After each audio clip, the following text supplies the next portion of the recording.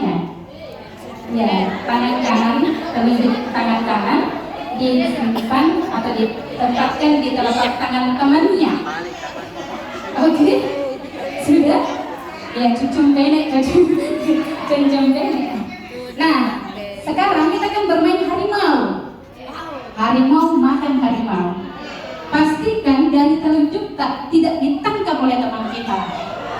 Pada saat saya bercerita nanti, saya akan menyampaikan cerita dan setiap ada kata harimau, langsung tangkap jari tangannya temannya. Tangkap dan pastikan jari tangan Anda tidak ditangkap. Menangkap tapi tidak ditangkap. Dipahami? Oke, kita mulai. Saya mulai ceritanya. Suatu hari. Jadi kalau ada kata harimau ya, langsung ditangkap.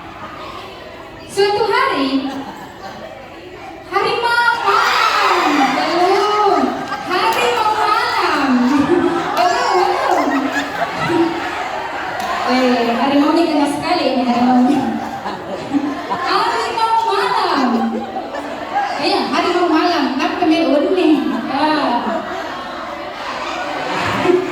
Jangan ditangkap dulu tangannya temannya. Ya. Di tengah semak belukar, berjalanlah seekor harimau.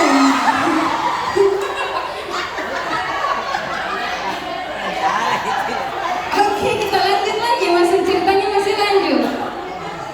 Ada yang ketangkap ibu bapak ada? Lalu ketika si harimau, bukan harimau, tapi harimau.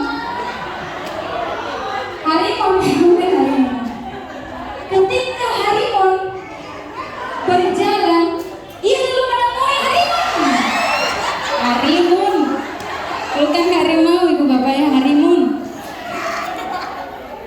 Lalu ternyata harimun adalah seekor harimau. Ada yang ketangkap lagi, sudah berapa kali ketangkap. Itu kasihan, harimaunya kayaknya lapar itu mau ditangkap. Oke, Pak Dika itu disiapkan kuenya lapar kayak harimaunya tahu. Nah ketika berjalan, ternyata harimau